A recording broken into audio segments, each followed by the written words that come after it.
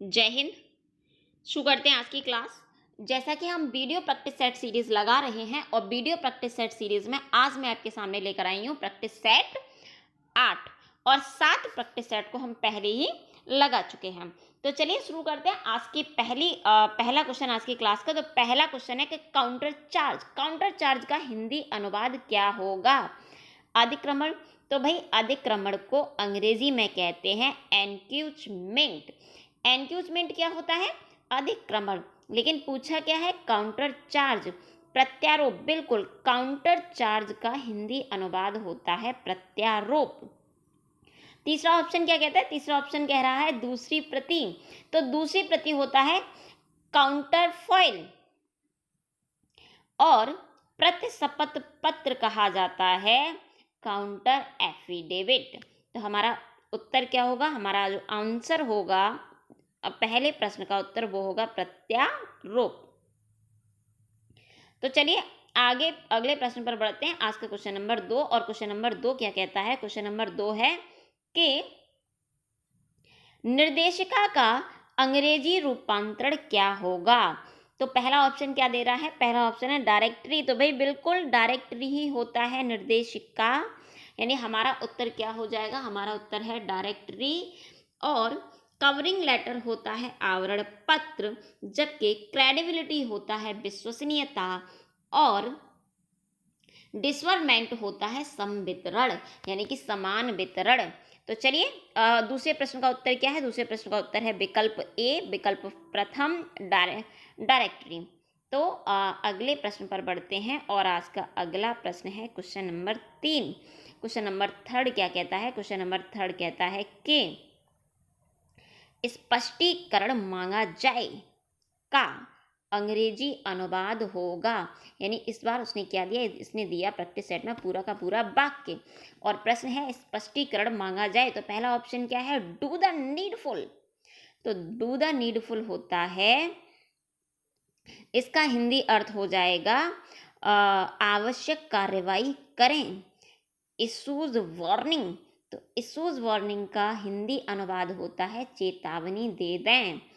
और एक्सप्लेनेशन में be called. तो बिल्कुल हमारा उत्तर क्या हो जाएगा? हमारा उत्तर हो जाएगा विकल्प 3, विकल्प सी, कि एक्सप्लेनेशन में बी कॉल्ड फॉर, स्पष्टीकरण मांगा जाए। तो चलिए अगले प्रश्न पर बढ़ते हैं और आज का अगला प्रश्न यानी क्वेश्चन नंबर 4 क्या कहता है? तो क्वेश्चन नंबर 4 है सबमिटेड फॉर इंफॉर्मेशन का हिंदी अनुवाद कीजिए। तो विकल्प ए क्या दे रहा है? विकल्प है सुझाव मान लिया जाए, विकल्प बी है सूचना के लिए प्रस्तुत है, विकल्प सी है कि इस समय स्थगित रखें और विकल्प डी है मामला अभी भी विचाराधीन है। तो प्रश्न क्या पूछ रहा है? प्रश्न कह रहा है कि सबमिटेड फॉर इंफॉर्मेशन, इसका हिंदी अनुवाद तो सुझाव मान लिया जाए को अगर अंग्रेजी में यानी इंग्लिश में ट्रांसलेट करें तो हो जाएगा सजेशन में बी एक्सपेक्टेड। और सूचना के लिए प्रस्तुत है या जानकारी के लिए प्रस्तुत है, इसका अंग्रेजी अनुवाद होगा सबमिटेड फॉर इंफॉर्मेशन। यानी कि हमारा आंसर क्या होगा? हमारा आंसर होगा विकल्प बी। और इस समय स्थगित रखें को अगर हम अंग्रेजी अनुवाद करें तो हो जाएगा पोस्टपोन फॉर द प्रेजेंट। और मामला अभी भी विचाराधीन है का अंग्रेजी अनुवाद होगा the matter is still under consideration. तो हमारे चौथे प्रश्न का उत्तर क्या होगा? चौथे प्रश्न का उत्तर होगा विकल्प बी। तो चलिए अगले प्रश्न पर बढ़ते हैं और आज का अगला प्रश्न क्या कहता है? अगला प्रश्न है कि नोटिफिकेशन का हिंदी में क्या कहेंगे? यानी नोटिफिकेशन को आप हिंदी में क्या कहेंगे या नोटिफिकेशन का हिंदी रूपांतरण क्या होगा? नोटिफिकेशन का हिंदी अनुवाद क्या होगा? तो निर्देशन होते हैं आपके इंस्ट्रक्शन जो कि आपको दिए जाते हैं एग्जाम हॉल में। और सूचना होती है आपका नोटिस, तो वो भी नहीं है। अधिसूचना होता है आपका नोटिफिकेशन, यानी नोटिफिकेशन को हिंदी में कहते हैं अधिसूचना। तो हमारा उत्तर क्या होगा? प्रश्न नंबर 5 का उत्तर होगा विकल्प सी। तो चलिए अगले प्रश्न पर आ जाते हैं और अगला प्रश्न क्या कहता है कि बेपेंदी का लोटा लोकोक्ति के लिए उपयुक्त अर्थ क्या होगा? लोटे में पैंदी नहीं है भाई, ये तो इसका उपयुक्त अर्थ नहीं है। लुढ़कने वाला, तो भाई लोटा लुढ़कता है इसीलिए तो वो लोटा है। अविश्वसनीय, बिल्कुल बेपैंदी का लोटा यानी अविश्वसनीय वस्तु या अविश्वसनीय व्यक्ति, जिस पर विश्वास करने योग्य जो ना हो। तो हमारा आंसर क्या हो जाएगा? हमारा आंसर हो जाएगा विकल्प सी। तो चलिए आज के अगले प्रश्न पर बढ़ते हैं और आज का अगला प्रश्न है क्वेश्चन नंबर 7। और क्वेश्चन नंबर 7 क्या कहता है कि सौरसेनी अपभ्रंश से विकसित नहीं है। ब्रजभाषा, गुजराती, अवधी, हरियाणवी। तो बच्चे जब हमने पढ़ा था हिंदी का विकास क्रम, तो हिंदी के विकास क्रम में हमने पढ़ा था कि जो हिंदी है वो अपभ्रंश से विकसित हुई है और अपभ्रंश की 3 भाग जहाँ से हिंदी की बोलियां विकसित हुई हैं, सौरसेनी अपभ्रंश, अर्धमागधी अपभ्रंश और मागधी अपभ्रंश। तो सौरसेनी अपभ्रंश से ब्रजभाषा, हरियाणवी यानी कि पश्चिमी हिंदी उपभाषा, बिहारी हिंदी उपभाषा और राजस्थानी हिंदी उपभाषा का विकास हुआ है। इसके साथ साथ ही गुजराती का विकास भी सौरसेनी अपभ्रंश से ही हुआ है। तो फिर अब हमारा आंसर क्या बचता है? हमारा आंसर बचता है अवधी। तो फिर अवधी किस अपभ्रंश से आई है? तो अवधी हमारी अर्धमागधी अपभ्रंश से आई है, क्योंकि अर्धमागधी अपभ्रंश से ही पूर्वी हिंदी उपभाषा का विकास हुआ है, जो कि किसकी भाषा है, किसकी बोली है? पूर्वी हिंदी उपभाषा की बोली है अवधी, बघेली और छत्तीसगढ़ी। तो हमारा उत्तर क्या होगा? हमारा उत्तर होगा विकल्प सी, विकल्प थर्ड। तो चलिए अगले प्रश्न पर बढ़ते हैं और आज का अगला प्रश्न क्या कहता है? अगला प्रश्न है लोकोक्ति पूछी गई है भाई। तो लोकोक्ति क्या है कि पानी पनौते बहता है, लोकोक्ति का अर्थ बताइए। तो भाई पानी पनौते बहता है, सीमित पहुंच तो होती है, इसके लिए हम लोकोक्ति का प्रयोग करते हैं कि मुल्ला की दौड़ कहाँ तक? मस्जिद तक। यानी लिमिटेड स्थान पर आवागमन रहना, एक पहुंच रहना। और सीमित अनुभव या सीमित ज्ञान कहा जाता है उसके लिए हम जिस लोकोक्ति का प्रयोग करते हैं वो कहते हैं कुएं का मेढक होना या कूप मंडूक होना। अगले ऑप्शन पर पहुंचते हैं। अगला ऑप्शन है सारहीन वस्तु का सहारा लेना। तो भाई सारहीन वस्तु का सहारा लेने का अर्थ हो गया बालू की भीत। और प्रचंड क्रोध, तो भाई परशुराम जी का क्रोध था, तो जिसको बहुत क्रोध आता है उसे कहते हैं परशुराम का क्रोध। काम स्वाभाविक रीति से होते हैं। तो भाई पानी पनौते ही बहता है, ऐसे नहीं बह जाता, यानी कार्य स्वाभाविक रीति से ही होते हैं। तो हमारे क्वेश्चन नंबर 8 का आंसर क्या होगा? हमारे क्वेश्चन नंबर 8 का आंसर होगा विकल्प 4। तो चलिए आज के अगले प्रश्न पर बढ़ते हैं और आज का अगला प्रश्न है कि जिम्मेदारी लेना या सौंपना के लिए उपयुक्त मुहावरा होगा चौकड़ी भूल जाना। चौकड़ी भूल जाने का मतलब हो गया कोई भी सुझाव आपके मन में ना आए, यानी आप कोई भी आइडियाज, कोई भी विचार ना ला पाए, तो उसे कहते हैं चौकड़ी भूलना। जैसे हम खेलते हैं ना लूडो, चेस, तो उसमें क्या करते हैं? चाल खेल रहे होते हैं, चौकड़ी खेल रहे होते हैं। तो जब आप चौकड़ी भूल जाए, यानी आपको कोई उपाय ही ना सूझे अपनी पासे को बचाने के लिए, तो उसी को हम क्या कहते हैं? चौकड़ी भूल जाना। गर्दन पर जुआ रखना होता है जिम्मेदारी लेना या जिम्मेदारी सौंपना, और हौसला पस्त होना होता है हिम्मत का हार जाना, और कतर व्योत में लगे रहने का मतलब होता है रोज नित्य नई नई तरकीबों को ढूंढना। तो जिम्मेदारी सौंपना या लेना होता है गर्दन पर जुआ रखना। यानी हमारे क्वेश्चन नंबर 9 का उत्तर क्या होगा? 9 का उत्तर होगा ऑप्शन बी, सेकंड। तो चलिए अगले प्रश्न पर बढ़ जाते हैं और आज का अगला प्रश्न है कि हम दीवानों की क्या हस्ती आज यहाँ कल वहाँ चले, पंक्ति के रचनाकार कौन है? तो ये जो पंक्ति है, ये जो कविता है, ये लिखी है भवानी प्रसाद मिश्र जी ने और बहुत उत्कृष्ट कोटि की कविता है। इस कविता को मैंने आवाज़ भी दी है, आप चाहें तो चैनल की कविताएं वाली प्लेलिस्ट में जाकर सुन भी सकते हैं कि हम दीवानों की क्या हस्ती आज यहाँ कल वहाँ चले। तो ये पंक्ति किसकी? ये पंक्ति है भवानी प्रसाद भगवती चरण वर्मा की। अगर बात करें भवानी प्रसाद मिश्र की, तो भवानी प्रसाद मिश्र की एग्जाम की दृष्टि से 2 महत्वपूर्ण पंक्तियां हैं। एक तो जो फर्स्ट ईयर सीबीएसई बोर्ड के पाठ्यक्रम में है कि आज पानी गिर रहा है, बहुत पानी गिर रहा है, रात भर गिरता रहा, प्राण मन गिरता रहा। यानी कि जब भवानी प्रसाद मिश्र स्वतंत्रता संग्राम के लिए जेल में बंद थे और सावन के महीने में जब उन्हें अपने परिवार की याद आई, तब उन्होंने लिखा कि आज पानी गिर रहा है। और इसके अलावा भवानी प्रसाद मिश्र की हमें एक और पंक्ति मिलती है कि गीत बेचता हूँ, हाँ मैं गीत बेचता हूँ, गीत फरोश कविता से, जो कि एग्जाम की दृष्टि से बहुत उत्कृष्ट है।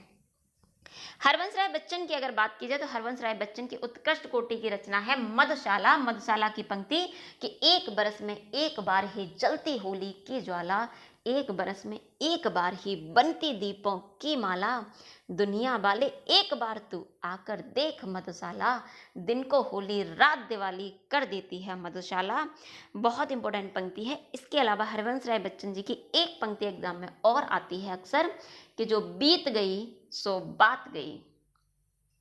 और यदि बालकृष्ण शर्मा नवीन की बात कही जाए तो बालकृष्ण शर्मा नवीन की एक पंक्ति एग्जाम की दृष्टि से बहुत महत्वपूर्ण है कि कभी कुछ ऐसी तान सुनाओ कि उथल पुथल मच जाए।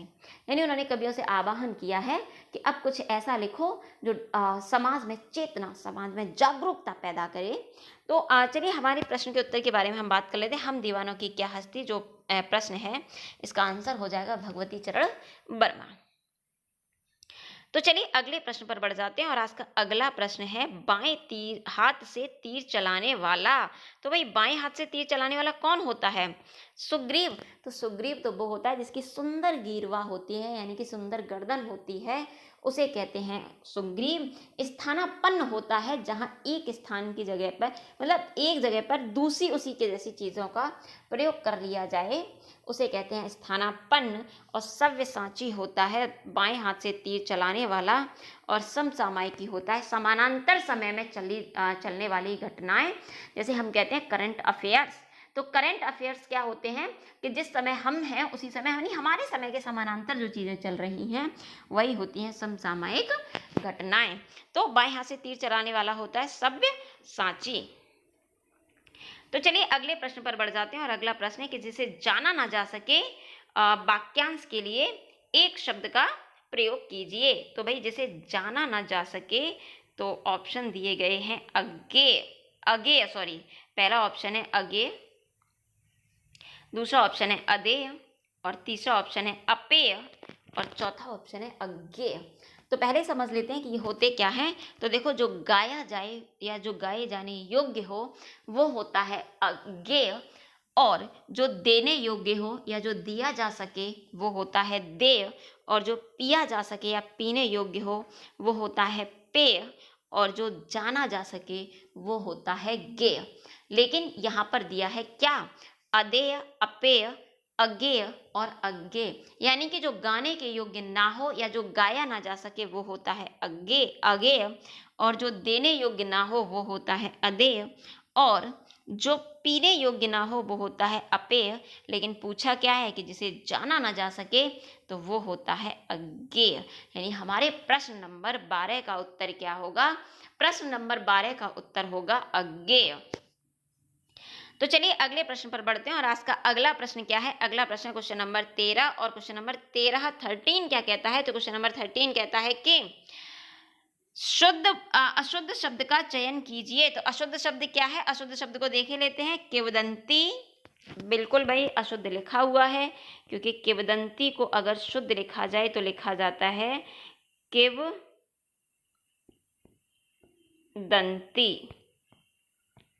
यानी कि आधे माँ का प्रयोग नहीं होता बल्कि अनुस्वार का प्रयोग होता है। तो हमारा जो अशुद्ध शब्द है वो क्या है? किंवदंती। जबकि अंतः साक्ष्य बिल्कुल शुद्ध लिखा हुआ है, वयोवृद्ध भी शुद्ध है और विहंगी भी शुद्ध है। हालांकि हम अक्सर विहंगी को विहंगिणी कह देते हैं या विहंगिनी कह देते हैं, वो अशुद्ध है। शुद्ध शब्द विहंगी ही होता है। तो चलिए अगले प्रश्न पर बढ़ जाते हैं और आज का अगला प्रश्न है क्वेश्चन नंबर 14 और क्वेश्चन नंबर 14 क्या कहता है कि निम्न में से शुद्ध वर्तनी वाला शब्द नहीं है। सतीत्व, भाई सतीत्व बिल्कुल सही लिखा हुआ है। अंतर्ध्यान, तो अंतर्ध्यान भी सही लिखा हुआ है। फिर अवनति, तो अवनति भी सही है। अभ्युदय, तो भाई यही हमारा शुद्ध नहीं है, क्योंकि अंतर्ध्यान नहीं होता, अंतर्धान होता है नति शब्द में। जब उत उपसर्ग लगता है तब बनता है उन्नति, और नति शब्द में जब अव लगता है तो बनता है अवनति। यानी कि उन्नति का कभी भी विलोम अवनति या अवन्नति नहीं होता, यानी अवनति होता है, अवन्नति यानी दो ना नहीं आते। लेकिन अभिदय यानी उदय शब्द में क्या लगा हुआ है, उदय शब्द में लगा है अभि उपसर्ग। तो भाई वहां में क्या है, छोटी ई की मात्रा। तो जब छोटी ई की मात्रा उ से मिली यानी असमान वर्ण से मिली, तो कौन सी संधि हुई, हमारी हुई यड़ संधि। क्योंकि जब ए असमान स्वर से मिलती है तो किसमें बदलती है, आधे या में बदलती है, और आधे आ को मात्रा दे दी किसने, ऊ ने। तो शब्द क्या बनेगा, शब्द बनेगा अभ्युदय, ना के अभ्योदय। तो चलिए हमारा आंसर क्या है, हमारा आंसर है विकल्प 4 अभ्योदय। तो चलिए अगले प्रश्न पर बढ़ जाते हैं, और आज का अगला प्रश्न क्या कहता है, अगला प्रश्न कहता है क्वेश्चन नंबर 15 कि प्रेम घन का मूल नाम क्या है। तो भाई प्रेम घन का मूल नाम क्या है, बालकृष्ण सॉरी प्रेम घन मूल नाम, हाँ प्रेम घन का मूल नाम क्या है, बालकृष्ण शर्मा नहीं भाई, बालकृष्ण शर्मा तो उपनाम, अगर इनके उपनाम की बात करें तो नवीन, नवीन जी का मूल नाम है बालकृष्ण शर्मा। बद्री नारायण चौधरी, बिल्कुल बद्री नारायण चौधरी ही प्रेम घन है, इन्हीं को प्रेम घन कहा जाता है, और ये उर्दू में लिखते थे अब्र नाम से। जबकि अयोध्या सिंह उपाध्याय के अगर उपनाम की बात कही जाए तो अयोध्या सिंह उपाध्याय का उपनाम है हरिऔध, और सुदामा पांडे जी का उपनाम है धूमिल। तो प्रेमघन का मूल नाम क्या है, बद्री नारायण चौधरी। तो चलिए अगले प्रश्न पर बढ़ जाते हैं, और आज का अगला प्रश्न क्या कहता है, अगला प्रश्न है कि अशुद्ध युग्म को चुनिए। निम्न में से जो अशुद्ध है उसको हमें चुनना है, तो अशुद्ध क्या है देख लेते हैं एक बार। निम्न में से अशुद्ध युग्म 5 और पंच, तो भाई 5 ये वाला तो शुद्ध लिखा हुआ है, लेकिन ये है तद्भव, और ऐसे तो लिखते ही नहीं है। पहचान और प्रतिविज्ञान बिल्कुल तत्सम तद्भव की दृष्टि से बिल्कुल शुद्ध है, क्योंकि पहचान है तद्भव और प्रतिविज्ञान है तत्सम शब्द। नींद है तद्भव और निद्रा है तत्सम शब्द, और धूल है तद्भव, जबकि धूल होता है तत्सम। तो अशुद्ध युग्म ढूंढा जा रहा है, यानी चुनना है हमें तद्भव और तत्सम की दृष्टि से। तो हमारा आंसर क्या हो जाएगा, हमारा आंसर हो जाएगा विकल्प ए 5 और 5, क्योंकि 5 का तत्सम होता है पंच। तो चलिए अगले प्रश्न पर बढ़ जाते हैं, और आज का अगला प्रश्न है क्वेश्चन नंबर 17, और क्वेश्चन नंबर 17 क्या कहता है कि शुद्ध तत्सम युग्म नहीं है। भूख बुभुक्षा बिल्कुल शुद्ध शब्द है, भूख को तत्सम शब्द को कहते हैं तत्सम में, बुभुक्षा मक्खन को कहते हैं म्रड़, और भीतर को कहते हैं अभ्यंतर, ना कि बाहर। ये तो इसका विलोम है, जबकि पूछा है तत्सम। तो आंसर क्या हो जाएगा, आंसर हो जाएगा विकल्प सी, और महंगा को कहते हैं महार्घ, महंगा का विलोम होता है सस्ता। तो चलिए हमारा आंसर क्या हो जाएगा, क्वेश्चन नंबर 17 का आंसर होगा विकल्प तीसरा, भीतर और बाहर। तो चलिए आज के अगले प्रश्न पर बढ़ जाते हैं, और आज का अगला प्रश्न यानी क्वेश्चन नंबर 18 क्या कहता है कि निम्न में से व्याधिकरण समुच्चय बोधक अव्यय का भेद नहीं है। तो भाई अव्यय वे शब्द होते हैं जो व्यय नहीं होते, जो बदलते नहीं हैं, और अव्यय के 4 भेद होते हैं, क्रिया विशेषण, संबंध बोधक, समुच्चय बोधक और विस्मयादि बोधक। लेकिन यहाँ पूछ रहा है, और समुच्चय बोधक अव्यय के भी 2 भेद होते हैं, व्याधिकरण और समानाधिकरण। ये पूछ रहा है व्याधिकरण समुच्चय बोधक अव्यय के, तो करण बोधक बिल्कुल होता है समानाधिकरण। समानाधिकरण व्याधिकरण का भेद नहीं है, बल्कि समुच्चय बोधक का भेद है। तो हमारा आंसर हो जाएगा विकल्प बी, समानाधिकरण समुच्चय बोधक अव्यय। जबकि करण बोधक, उद्देश्य बोधक, स्वरूप बोधक, संदेह बोधक, संदेह संकेत बोधक सब व्याधिकरण समुच्चय बोधक के अंतर्गत आते हैं। तो चलिए आज के अगले प्रश्न पर बढ़ते हैं, और आज का अगला प्रश्न क्या कहता है, अगला प्रश्न कहता है कि धातु में क्या जोड़ें कि क्रिया बनती है। धातु में क्या जोड़ने से क्रिया बनती है, उपसर्ग बिल्कुल नहीं भाई, प्रत्यय बिल्कुल, जी हाँ, धातु में प्रत्यय जोड़ने से ही बनते हैं हमारे क्रिया, यानी जो क्रिया का मूल अंश होता है वो क्या होता है? धातु। और धातु में क्या जोड़ा जाता है? तो धातु में जोड़ा जाता है प्रत्यय। तब क्या बनता है? हमारी बनती है क्रिया। तो चलिए आज के अगले प्रश्न क्वेश्चन नंबर 20 पर चलते हैं। और आज का क्वेश्चन नंबर 20 क्या कहता है कि निम्न में से समूहवाचक संज्ञा का उदाहरण नहीं है। तो भाई केला और मेला दोनों हैं समूहवाचक। आप ये ना समझें कि केला किसी पर्टिकुलर फल का नाम है तो इसे कर दें आप व्यक्तिवाचक, क्योंकि केला और अंगूर दो ऐसे फल हैं जो हमेशा ग्रुप में ही होते हैं, समूह में ही होते हैं। तो केला और मेला कैसे हैं? समूहवाचक हैं। फल और दल, तो भाई दल तो अकेला नहीं होता, वो समूह ही होता है, लेकिन फल है जातिवाचक संज्ञा। तो हमारा उत्तर क्या हो जाएगा? हमारा उत्तर हो जाएगा फल। तो चलिए अगले प्रश्न पर बढ़ जाते हैं। और आज का अगला प्रश्न क्या कहता है? क्वेश्चन नंबर 21 के भाववाचक संज्ञा के अंतर्गत नहीं आते। तो भाई कौन नहीं आते? गुण, अच्छाई, बुराई, पापी, पुण्यात्मा, दयालु, कृपालु, निर्दयी, ये सब गुण हैं और ये किस में आते हैं? भाववाचक संज्ञा में आते हैं। बचपन, बुढ़ापा, जवानी, अमीरी, गरीबी, रोगी, उद्यमी, ये सब क्या है? ये दशा हैं जो किस में आते हैं? भाववाचक संज्ञा में। हर्ष, प्रेम, शोक, विस्मय, घृणा, ये सब भाव हैं जो कि किस में आते हैं? भाववाचक संज्ञा के अंतर्गत आते हैं। तो फिर क्या नहीं आते? शहर नहीं आते, क्योंकि शहर तो जाति का बोध करा रहे हैं। तो शहर जो शब्द है तो या शहर है वो किस में जाएंगे? वो जातिवाचक संज्ञा के अंतर्गत जाएंगे। तो चलिए आज के अगले प्रश्न पर बढ़ते हैं। और आज का अगला प्रश्न क्या कहता है? अगला प्रश्न है पर्यायवाची यानी कि समानार्थी। अनार का समानार्थी नहीं है दाड़िम। तो भाई ये तो हम काफी टाइम से पढ़ते आ रहे हैं, क्लास 6 मुझे लग रहा है 9-10 के बीच। दाड़िम का समझकर भ्रांति से, यानी अनार का दाना समझ करके तोते को भ्रम हो गया, भ्रांतिमान अलंकार। तो अनार का पर्यायवाची क्या होता है? दाड़िम होता है। और अनार तोते को बहुत प्रिय है, इसीलिए उसे सुख प्रिय भी कहते हैं और उसे राम बीज भी कहते हैं। लेकिन अनार को नहीं कहते देवांश, क्योंकि देवांश है देव का अंश, यानी कि आत्मा।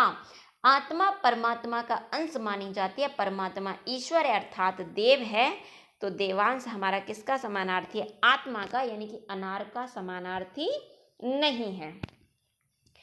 तो चलिए अगले प्रश्न पर आ जाते हैं। और आज का अगला प्रश्न क्या कहता है? आज का अगला प्रश्न है कि निम्न में से अशुद्ध पर्यायवाची युग्म को चुनिए। रक्त, लौह, शोणित, रुधिर सब खून के पर्यायवाची हैं। और कांति, आभा, प्रभा, चमक के पर्यायवाची हैं। तट, कगार, तीर, किनारे के पर्यायवाची हैं। आग, पावक, अनल, अनल, अनिल नहीं, क्योंकि अनल होता है आग का पर्यायवाची और अनिल होता है हवा का पर्यायवाची। तो जो हमारा अशुद्ध है तो वो कौन सा अशुद्ध है? तो वो अशुद्ध है बी ऑप्शन, या सॉरी डी, फोर्थ। तो हमारा सही आंसर क्या हो जाएगा? हमारा सही आंसर होगा विकल्प तीसरा। तो चलिए अगले प्रश्न पर बढ़ जाते हैं। और आज का अगला प्रश्न क्या कहता है? अगला प्रश्न कहता है कि निम्न में से विलोम शब्द या विलोम युग्म नहीं है। उद्यम, आलस, बिल्कुल सही है। उद्यम यानी कि कार्य को करना है, कार्य करने के लिए एकदम तैयार रहना। और आलस्य कार्य को टालने के लिए तैयार रहने वाला व्यक्ति, यानी कार्य को टाल देने वाला व्यक्ति। गरल होता है जहर और शुदा होता है अमृत। उग्र होता है गुस्से वाला और शांत होता है इसका विलोम। और अग्र होता है आगे वाला, पश्य होता है इसका विलोम। यानी कि विलोम युग्म की दृष्टि से ये अशुद्ध है। अग्र का अग्र का विलोम होगा पश्य और उग्र का विलोम होगा शांत, जबकि आगामी होता है आने वाला और विगत होता है बीता हुआ। तो क्वेश्चन नंबर 24 का जो आंसर होगा वो क्या हो जाएगा? क्वेश्चन नंबर 24 का आंसर होगा ऑप्शन थर्ड, विकल्प तीसरा। तो चलिए अगले प्रश्न पर आ जाते हैं। और आज का अगला प्रश्न क्या कहता है? अगला प्रश्न कहता है कि गौड़ का विलोम होगा प्रमुख, प्रधान। या दोनों? तो गॉड होता है हमारा सेकेंडरी और इसका विलोम होता है प्राइमरी, यानी कि प्रमुख या प्रधान, दोनों।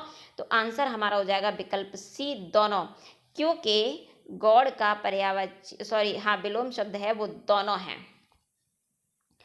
तो चलिए अगले प्रश्न पर आ जाते हैं और आज का अगला प्रश्न क्या कहता है? अगला प्रश्न कहता है कि अयस और अयस शब्द युग्म का सही अर्थ है।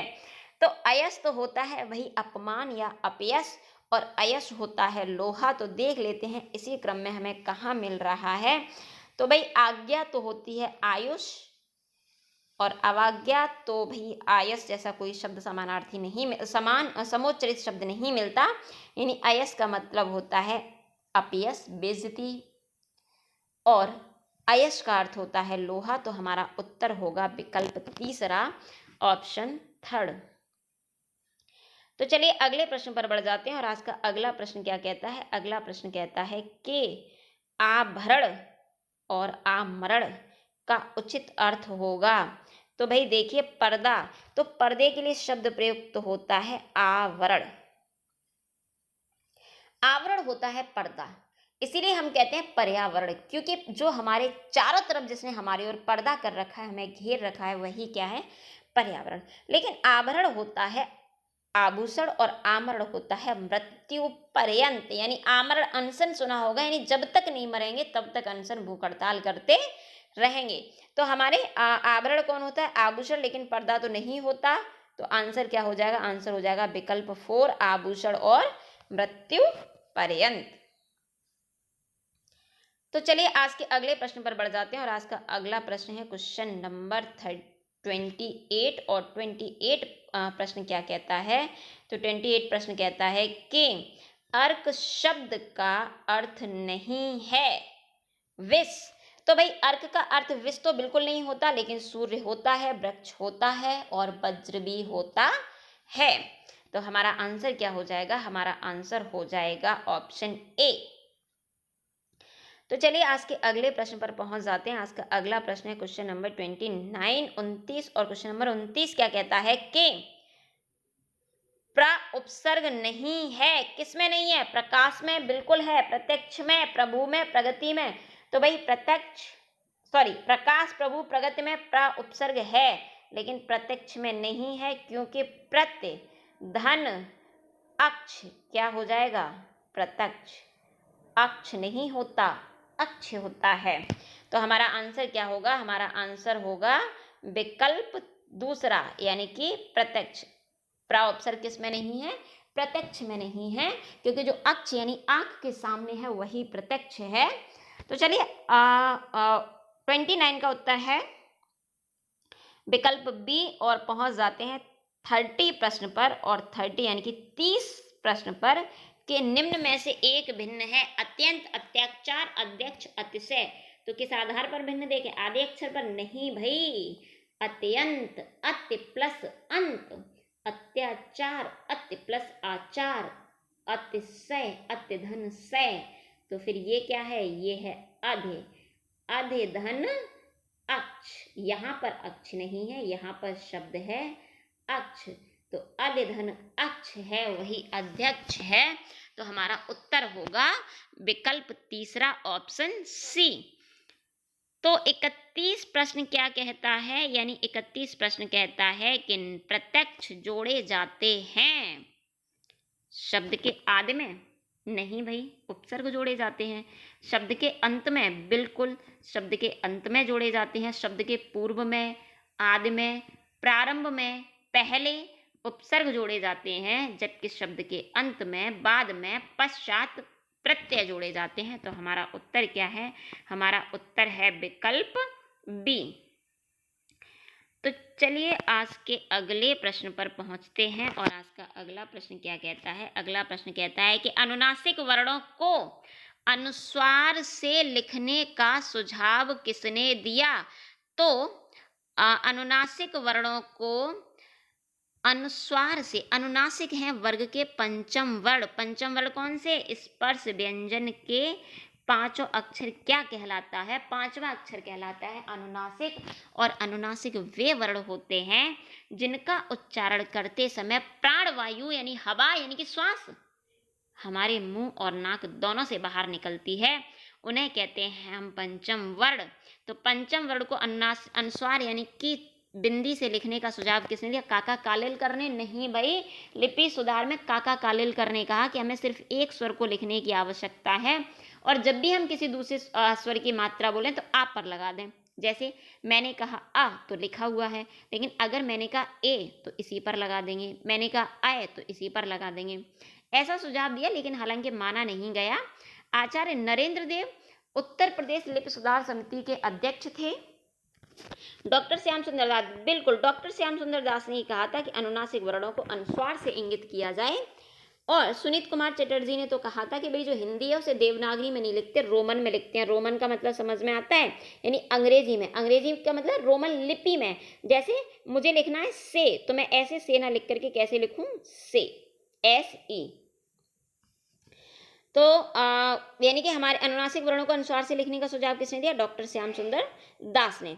तो चलिए अगले प्रश्न पर आ जाते हैं, और आज का अगला प्रश्न है क्वेश्चन नंबर 33 और क्वेश्चन नंबर 33 क्या कहता है कि पश्चिमी हिंदी की बोली नहीं है अवधी। भाई बिल्कुल नहीं है, क्योंकि अवधी तो पूर्वी हिंदी की बोली है, और पूर्वी हिंदी की 3 बोलियां हैं, अवधी, बघेली, छत्तीसगढ़ी, जबकि बुंदेली, ब्रजभाषा, कौरवी, हरियाणवी और कन्नौजी हमारी पश्चिमी हिंदी उपभाषा के अंतर्गत आती हैं। और छठवीं और जोड़ने का विचार है, कौन सी? दक्षिणी हिंदी। तो चलिए आज का 34वां प्रश्न, और 34वां प्रश्न क्या कहता है कि भय, शोक, घृणा, विस्मय, हर्ष आदि को व्यक्त करने के लिए कौन सा चिन्ह लगाया जाता है? तो पहला चिन्ह है आपका लाघव। तो भाई लाघव तो किसी को संक्षिप्त करते हैं, संक्षेप में करते हैं, छोटा करते हैं, लघु करते हैं, तब लगाते हैं लाघव। जैसे कि BDO, ब्लॉक डेवलपमेंट ऑफिसर। जैसे मैंने कहा BA, bachelor of art, B.Ed, bachelor of education. और जब किसी से प्रश्न पूछते हैं तब लगाते हैं प्रश्नवाचक चिन्ह।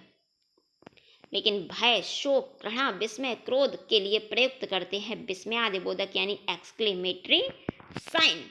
और जबकि जो चौथे विकल्प में है यानी त्रुटिपूरक चिन्ह या हंस पद चिन्ह, या जिसे कहते हैं काक चिन्ह, इसका प्रयोग तब किया जाता है जब हम कुछ लिख रहे हों और गलती से कुछ छूट जाए, तो उस त्रुटि को पूरा करने के लिए लगाते हैं त्रुटिपूरक चिन्ह।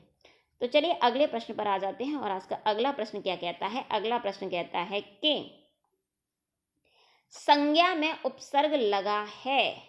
संज्ञा में भाई कौन सा उपसर्ग है? स नहीं, संग नहीं, सम, क्योंकि सम प्लस ज्ञा क्या होती है?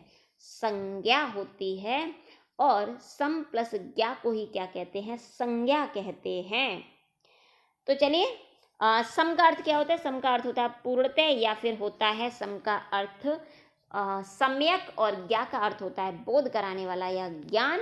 तो जो पूर्णतः ज्ञान कराए, या जो सम्यक बोध कराए, या सम्यक ज्ञान है, या पूर्ण बोध है, वही हमारी संज्ञा होती है। तो आज का क्वेश्चन नंबर 36 क्या कहता है? तो क्वेश्चन नंबर 36 है कि निम्न में से स्त्रीलिंग शब्द है। तो निम्न में से स्त्रीलिंग शब्द कौन सा है? अरावली। भैया अरावली पर्वत का नाम है, और पर्वत होता है। जामुन भी होता है। देवनागरी लिपि है, तो देवनागरी होती है यानी लिपि होती है। और चावल भी होता है, या चावल खाया जाता है। क्वेश्चन नंबर 37 क्या कहता है कि निम्न में से पुल्लिंग शब्द का चयन कीजिए। तो पुल्लिंग शब्द पक्षी, तो भाई पक्षी उड़ता है, तितली उड़ती है, सवारी होती है, और संतान भी होती है। तो पुल्लिंग शब्द क्या है? पुल्लिंग शब्द है पक्षी। अगले प्रश्न पर बढ़ते हैं, और आज का अगला प्रश्न है 38, 38 और 38 प्रश्न कहता है कि नारी का बहुवचन होगा नारी वर्ग, नारी गण, नारी वृंद या नारी जन। तो वर्ग, वृंद, गण, जन ये वे शब्द हैं जो बहुवचन बनाने के लिए प्रयुक्त की जाते हैं, लेकिन नारी के साथ न वर्ग होता है, न गण होता है, न जन होता है, बल्कि क्या होता है, वृंद होता है। हम महिला जन कह सकते हैं, शिक्षक वर्ग कह सकते हैं, नेता गण कह सकते हैं, लेकिन नारी के साथ बहुवचन बनाने के लिए प्रयुक्त किया जाता है नारी वृंद। तो चलिए अगले प्रश्न पर बढ़ते हैं और आज का अगला प्रश्न 39 क्या कहता है। क्वेश्चन नंबर 39 कहता है कि निम्न में से उभयलिंगी है नेता, नेता होता है और पुल्लिंग है जिसका स्त्रीलिंग होता है नेत्री। आत्मा होती है स्त्रीलिंग, दर्शन किए जाते हैं तो ये भी पुल्लिंग है। और राष्ट्रपति क्योंकि पद का नाम है, पद का नाम हमेशा उभयलिंगी होते हैं। पद पर बैठने वाले व्यक्ति विशेष का लिंग होता है, जो पद पर बैठा हो वो स्त्रीलिंग होगा या पुल्लिंग होगा। लेकिन यदि बात करें केवल पद की तो केवल जो पद है वो उभयलिंगी होता है। तो आज के अगले प्रश्न पर आ जाते हैं। अगला प्रश्न है क्वेश्चन नंबर 40 और क्वेश्चन नंबर 40 क्या कहता है कि मेरा मित्र रूठ गया, मैं कारक है। तो मेरा को रेखांकित नहीं किया, इसलिए संबंध को बिल्कुल मत चुनिएगा। रूठ कर हमसे दूर चला गया तो यानी अपनी दूर हो गया तो अपादान हो गया, अधिकरण नहीं होगा। यानी हमारा उत्तर क्या हो जाएगा, हमारा उत्तर हो जाएगा अपादान कारक। अगले प्रश्न पर आते हैं। आज का क्वेश्चन नंबर 41 और क्वेश्चन नंबर 41 क्या कहता है कि अपनी पुस्तक दूसरों को मत दो, को किया है रेखांकित और आपको बताना है रेखांकित शब्द में कारक कर्म। तो भाई कर्ता ने कर्म को, जल्दबाजी में को मत चुनिए। संबंध, अगर पुस्तक के बारे में बात कही जाती है तो वो अपनी है तो उससे मेरा संबंध है। संप्रदान, बिल्कुल जब भी कोई चीज देने के सेंस में होती है तब वहाँ होता है संप्रदान। यानी ये बिल्कुल ना सोचें कि के लिए होगा तो ही संप्रदान होगा। संप्रदान में देने की वस्तुओं का भी बोध होता है, जहाँ देने का बोध हो वहाँ होता है संप्रदान तत्पुरुष समास। और अपादान तो अलग होने के लिए होता है। तो भाई चलिए अगले प्रश्न पर चलते हैं और आज का अगला प्रश्न यानी कि 42 प्रश्न क्या कहता है कि निम्न में से मूल सर्वनाम नहीं है। वह बिल्कुल मूल सर्वनाम है, कौन भी है, आप भी है, मेरा नहीं है, क्योंकि मेरा का मूल सर्वनाम होगा मैं। मूल सर्वनाम कितने होते हैं, 11। कौन कौन से, मैं, तू, आप, वह, यह, कौन, क्या, कोई, कुछ, वो और जो। तो 11 मूल सर्वनाम होते हैं। जिसमें एक चीज और बता दूं, आप जो है वो तू के लिए सेंस में, मध्यम पुरुष नहीं है। आप निजता के लिए, स्वयं के लिए आ रहा है कि मैं अपना कार्य आप करता हूं। तो जो तू है यानी जिसे आप बड़े के सेंस में कह रहे हैं उसका मूल सर्वनाम तू होता है। यहां पर आप मूल सर्वनाम है लेकिन निजता का बोध करा रहा है। तो चलिए अगले प्रश्न पर चलते हैं। आज का अगला प्रश्न क्वेश्चन नंबर 43। क्वेश्चन नंबर 43 क्या कहता है कि सर्वनाम के भेद होते हैं 5। भाई 5 होते हैं संज्ञा के भेद, 6 होते हैं सर्वनाम के भेद, 11 होते हैं मूल सर्वनाम और 4 होते हैं विशेषण के भेद। अब बात कर लेते हैं सर्वनाम के भेद कौन कौन से होते हैं। तो 6 होते हैं पुरुषवाचक, निश्चयवाचक, अनिश्चयवाचक, संबंधवाचक, प्रश्नवाचक और निजवाचक सर्वनाम। हालांकि डॉक्टर दीमसिंह ने एक 7वें सर्वनाम यानी अन्य भेद का भी बात की और वो कहा है संयुक्त सर्वनाम। तो चलिए अगले प्रश्न पर चलते हैं और आज का अगला प्रश्न है गुणवाचक विशेषण का उदाहरण नहीं है। प्राचीन, प्राचीन से हो रहा है समय का बोध यानी कि कालवाचक गुणवाचक विशेषण है। कोमल से हो रहा है स्पर्श का बोध, तो यानी कि ये स्पर्श बोधक गुणवाचक विशेषण है। और सुगंधित से हो रहा है गंध बोधक गुणवाचक विशेषण का बोध, तो ये भी गुणवाचक विशेषण का उदाहरण है। तो फिर क्या नहीं है, कुछ, क्योंकि जो कुछ है वो सार्वनामिक विशेषण का भेद होता है। तो हमारा उत्तर क्या हो जाएगा, हमारा उत्तर हो जाएगा विकल्प चौथा ऑप्शन डी। 44 क्वेश्चंस का आंसर क्या होगा, ऑप्शन डी। तो भाई चलिए अगले प्रश्न पर आज का 45वां प्रश्न है, यानी 5 प्रश्न और बचे हैं आपके पास। 45वां प्रश्न क्या कहते हैं कि परमाणुवाचक विशेषण का उदाहरण है। का लिखने में छूटिए, सीधे दबाव के साथ बोल दिया। चौथा, चौथा संख्यावाचक विशेषण है और संख्यावाचक में भी आवृत्तिवाचक विशेषण है। मखमली गुणवाचक विशेषण है जो कि स्पर्श का बोध करा रहा है। वह परिमाणवाचक विशेषण है, सॉरी सार्वनामिक विशेषण है। तो परिमाणवाचक क्या हुआ? कम, यानी कि वे विशेषण शब्द जिनसे नाप तौल का बोध होता है। 1 किलो चीनी परिमाणवाचक, कम चीनी परिमाणवाचक। फिर अंतर क्या हुआ? अंतर हुआ ये कि 1 किलो चीनी है निश्चित परिमाणवाचक और कम चीनी है अनिश्चित परिमाणवाचक। तो चलिए अगले प्रश्न पर बढ़ते हैं और आज का अगला प्रश्न क्वेश्चन नंबर 46। क्वेश्चन नंबर 46 क्या कहता है कि विशेषण की निम्न में से अवस्था नहीं है। पूर्वावस्था, मूलावस्था, उत्तरावस्था या उत्तमा अवस्था। तो भाई विशेषण की 3 अवस्थाएं होती हैं, मूलावस्था, उत्तरावस्था, उत्तमा अवस्था। यानी क्या नहीं होती? पूर्वावस्था नहीं होती। जो आप अंग्रेजी में पढ़ते हैं डिग्री, यानी कि positive degree, comparative degree, superlative degree, उन्हीं को हिंदी में कहा जाता है विशेषण की अवस्थाएं। तो जो आपकी पॉजिटिव डिग्री है वही होती है मूलावस्था, जो आपकी कंपैरेटिव डिग्री है वो होती है उत्तरावस्था, और जो आपकी सुपरलेटिव डिग्री है वो होती है उत्तमा अवस्था। जैसे मैंने कहा अमन होशियार है, मूलावस्था। अमन करण से होशियार है, उत्तरावस्था। अमन सबसे होशियार है, उत्तमा अवस्था। तो कौन सी अवस्था नहीं होती भाई? पूर्वावस्था नहीं होती है, यानी कि हमारा उत्तर है विकल्प ए। तो चलिए अगले प्रश्न पर बढ़ जाते हैं और आज का अगला प्रश्न क्या कहता है कि निम्न में से अनुकरणात्मक क्रिया नहीं है। भाग जाना, तो भागना और जाना 2 क्रियाएं जिन्हें कहते हैं संयुक्त क्रिया या सम्मिश्रित क्रिया। हथियाना, हाथ में लगा आयना तो बना हथियाना, तो हथियाना संज्ञा में लगा तो हो गई ये हमारी नाम बोधक या नाम धातु क्रिया। हिन हिनाना भैया, यही है हमारी ध्वन्यात्मक या अनुकरणात्मक क्रिया, क्योंकि हिन हिनाना, भिन भिनाना, टिक टिकाना ये सब होती हैं हमारी अनुकरणात्मक क्रियाएं। तो हमारा उत्तर क्या होगा? हमारा उत्तर होगा विकल्प सी। चलिए अगले प्रश्न पर बढ़ जाते हैं। आज का क्वेश्चन नंबर 48 48 क्या कहता है कि जब संज्ञा सर्वनाम विशेषण में प्रत्यय जोड़कर क्रिया बनती है तब उसे कहते हैं सम्मिश्रित। भाई नहीं सम्मिश्रित होती हैं जब 2 क्रियाएं एक साथ घटित होती हैं। भाग जाना, चले जाना, गिर जाना, खा लेना, पी लेना, ये सब है सम्मिश्रित क्रियाएं। अनुकरणात्मक क्रिया होती है हिन हिनाना, भिन भिनाना, टिक टिकाना, खन खनाना, छन छनाना और हत्याना, लत्याना, अपनाना, लठियाना। ये सब हैं हमारी कौन सी क्रियाएं?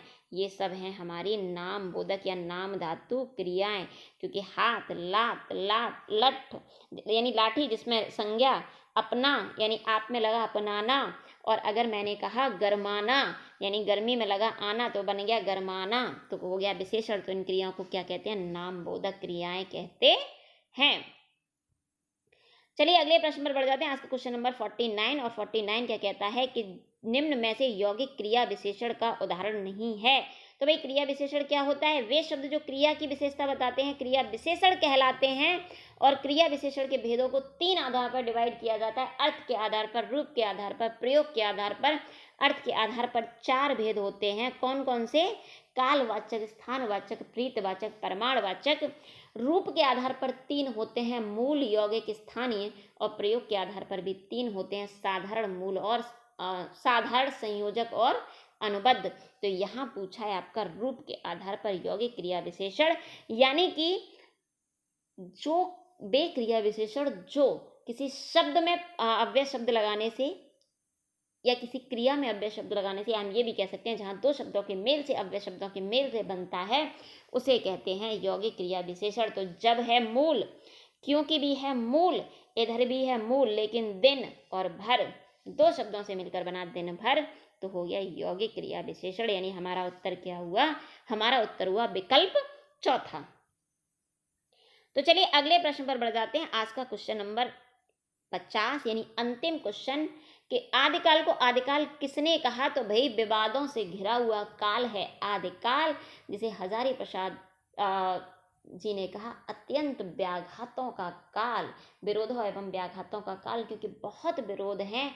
शुक्ल जी ने भी कहा अनिर्दिष्ट का काल, लेकिन नाम की बात कर लेते हैं कि काल क्या है।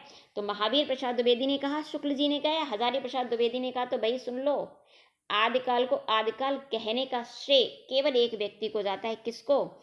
हजारी प्रसाद द्विवेदी जी को। शुक्ल जी ने कहा था वीर गाथा काल, और साथ ही एक स्टेटमेंट दिया था कि कोई चाहे तो इसको आदिकाल कह सकता है। लेकिन कहा किसने? हजारी प्रसाद द्विवेदी जी ने। महावीर प्रसाद द्विवेदी जी ने कहा बीज वपन काल, शुक्ल जी ने कहा वीर गाथा काल, राहुल सांकृत्यायन जी ने कहा सिद्ध सामंत काल, चारण काल कहा ग्रेयर्सन जी ने, जबकि आदिकाल को आदिकाल जो कि सर्वमान्य नाम है वो किसने कहा? वो कहा हजारी प्रसाद द्विवेदी जी ने। तो चलिए आज की इस क्लास में इतना ही। धन्यवाद।